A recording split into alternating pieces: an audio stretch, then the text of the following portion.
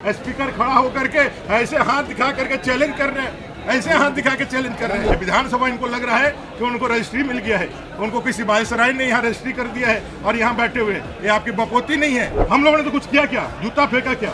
गाली गलौज किया क्या? हमने कहीं स्प्रे मारा क्या? इमरजेंसी लगाने वाली कांग्रेस आज फिर से कांग्रेस जेएमएम ने मिलकर के एक काला अध्याय लिखा है।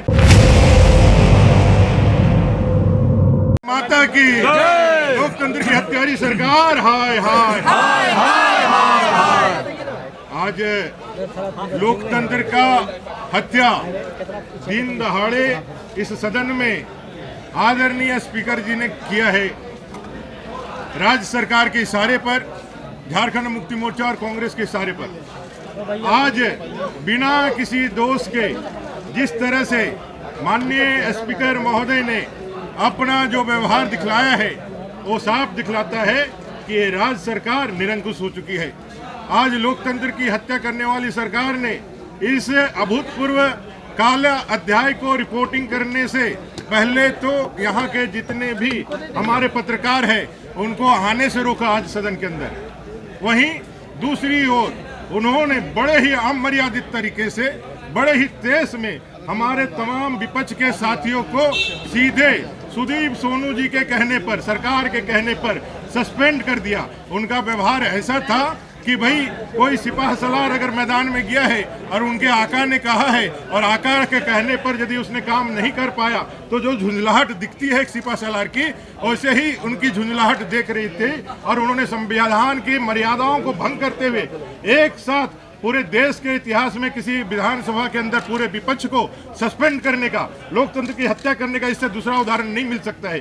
आज आप लोगों ने देखा होगा किस तरह से पाकुड़ के गोपीनाथपुर जाने से आसाम के सीएम और हमारे सह प्रभारी हेमंत बिस्वा शर्मा जी को भी रोका जा रहा है। वो गोपीनाथपुर अब झारखंड का हिस्सा नहीं है, वो देश का हिस्सा नहीं है, वो बांग्लादेश का हिस्सा बन गया है। ये सरकार दिखा रही है तुष्टीकरण, वोट बैंक की राजनीति। और युवाओं के सवाल पर, जिन युवाओं को 5 लाख बेरोजगारी, 5 लाख रोजगार और 5,000 बेरोजगारी का भत्ता दे के वायदा करके सरकार आई थी, जिन अनुबंध कर्मियों के परमानेंट करने का भरोसा, चाहे वो पारा शिक्षक हो, सहायक अध्यापक हो, पोषण सखी हो, आंगनबाड़ी सेविका सहायिका हो, बीपीओ हो, सीआरपी हो, या फिर संविदा कर्मी सारे, कंप्यूटर ऑपरेटर सारे, डाटा ऑपरेटर सारे, मनरेगा कर्मी सारे, अराजपत्रित कर्मचारी सारे, इनके ऊपर उनका कोई जवाब नहीं है। और ये विपक्ष की आवाज जो झारखंड की आवाज है, उस झारखंड की आवाज को दबाने के लिए एक तो बाहर जब रहता है तो आदिवासी युवाओं को इस सरकार के तानाशाही के लिए उनको लाठी से,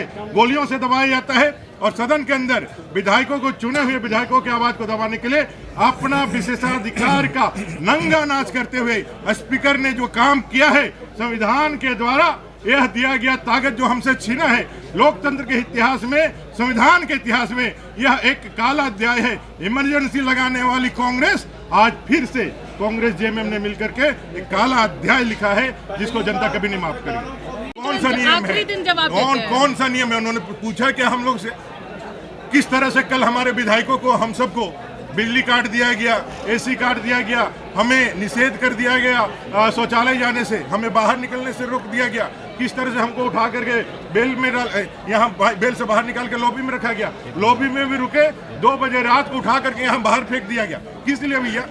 ये कौन सा कानून में लिखा हुआ है? अरे कौन सा ताकत आपको दिया हुआ है? ये बपोती नहीं ना आपका। ये विधानसभा इनको लग रहा है कि उनको रजिस्ट्री मिल गया है, उनको किसी बाईसराय ने यहाँ रजिस्ट्री कर दिया है और यहाँ बैठे हुए। ये आपकी बपोती नहीं है, ये भारत के संविधान और लोकतंत्र का सबसे बड़ा मंदिर है और यहाँ जनता ने चुन करके हमको भेजा है। आपकी कृपा से हम लोग नहीं आए हैं और ये बातों को समझना होगा। और जिस तरह से आपने अपने अधिकारों का हनन किया है, ये जनता भी देख रही है और आपको उखाड़ करके बाहर फेंकेगी और बाबा साहब आम्बेडकर के संविधान को यहाँ लागू करा के रहेगी। हम लोगों ने 1975 के इमरजेंसी को भी लड़ करके हटाया था और इस अत्याचारी सरकार के इमरजेंसी को भी लड़ के हटाया। आगे हम लोग मैदान में हैं, जनता के बीच है। हमारे सारे माननीय विधायकों को कल तक के लिए निलंबित कर दिया गया है, सदन की कार्रवाई से बाहर कर दिया गया है। ये सारे लोग डरे हुए हैं, ये सारे लोग बौखलाए हुए हैं, सारे लोग तमतमाए हुए हैं। स्पीकर खड़ा होकर के ऐसे हाथ दिखा करके चैलेंज कर रहे हैं, ऐसे हाथ दिखा के चैलेंज कर रहे हैं। कभी लगा ही नहीं कि स्पीकर के पद में। यहाँ माननीय उच्च न्यायालय ने एक निर्देश दिया कि बांग्लादेशी घुसपैठियों का पहचान करो, बांग्लादेशी घुसपैठियों को पहचान करके उनको रेखांकित करके उनको बाहर निकालो। और ये स्पीकर जो खुद अथॉरिटी है, आज जिसके ताकत से हो हम लोग के ऊपर कलम चलाएं, वो खुद अथॉरिटी है, वो न्यायाधिकरण के खुद सभापति है, वो खुद बाहर क्या स्टेटमेंट देते हैं बांग्लादेशी घुसपैठ जैसा कोई मामला ही नहीं है। एक न्यायाधिकरण दूसरे न्यायाधिकरण को चैलेंज करता है और संविधान की बातें करते हैं, संवैधानिक परंपरा और विषयों की बात करते हैं। आप पूरी तरह से बाइस्ड है, आप पूरी तरह से एक कार्यकर्ता के रूप में ऐसा कोई भी स्पीकर हम लोगों ने नहीं देखा है जो पार्टी का झंडा लेकर के और अबीर लेकर के इस मंचों पे जाए। और अपने लोगों का कोई उदाहरण है आप लोगों के पास?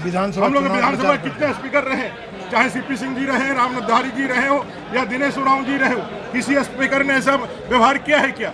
इन्होंने मर्यादाएं तार तार की है, इन्होंने लोकतंत्र और परंपराओं का हत्या किया है और हम लोगों को नैतिकता और हम लोगों का आचार सिखा रहे हैं। खुद वो गिल्टी है, वो खुद इसके कल्प्रिट है और जनता इसका जवाब देगी। एक डार्क इमरजेंसी चल रही है, हिडन इमरजेंसी चल रही है, उनको अपने गिरबां में झांकना चाहिए कि आज उन्होंने जो नंगा नाच किया उस नंगा नाच को जनता के बीच नहीं जाए, इसलिए पत्रकार सबको भी दर्शक दीर्घा में पत्रकार दीर्घा में आने की अनुमति नहीं दी। ये साफ दिखलाता है कि यहाँ लोकतंत्र समाप्त हो चुका है, यहाँ तानाशाही सरकार है जिसने अघोषित इमरजेंसी लागू कर दी है। और हम सब भारतीय जनता पार्टी के सारे विधायकों ने एक कसम खाया है कि जब तक इस सरकार को उखाड़ के नहीं फेंकेंगे, युवाओं को उसका न्याय नहीं दिला देंगे, युवाओं के लिए यहाँ के अनुबंध कर्मियों के लिए 1 या 10 विधायक भी यदि हमको छोड़ना पड़े, उसको त्याग करना पड़े, तो हम भारतीय जनता पार्टी के विधायक इसके लिए तैयार है। इस संकल्प के साथ हम मैदान में जाने वाले हैं। उनकी मर्यादा, जो स्पीकर महोदय बड़े बड़े बातें कर रहे हैं, उनके मर्यादा वीडियो हमारे पास है, आप निकाल करके देख लीजिए 2014 से 2019 और विधायक के रूप में उनका आचरण देख लीजिए। बड़ी बड़ी बातें कर रहे हैं, संविधान की बातें कर रहे हैं। उस समय स्पीकर थे दिनेश उरांव जी, माननीय दिनेश उरांव जी। किसने जूते फेंके थे उनके ऊपर? वो आदिवासी नहीं था, एक आदिवासी के ऊपर जूता फेंका, तब तो किसी को नहीं सस्पेंड हुआ था। हम लोगों ने तो कुछ किया क्या? जूता फेंका क्या?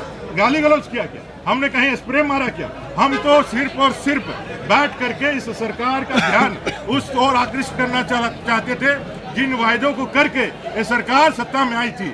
लेकिन इन्होंने सबको ठगा है, इनकी झूठ पकड़ी गई है, इनका नकाब उतर गया है, इसलिए अपनी तानाशाही को यहाँ एस्टेब्लिश करना चाहते हैं। लेकिन इनकी उम्र अब 2 महीने से ज्यादा नहीं है। नई सरकार आएगी और इस पाखंडी झूठी सरकार को उखाड़ के बाहर फेंकेगी।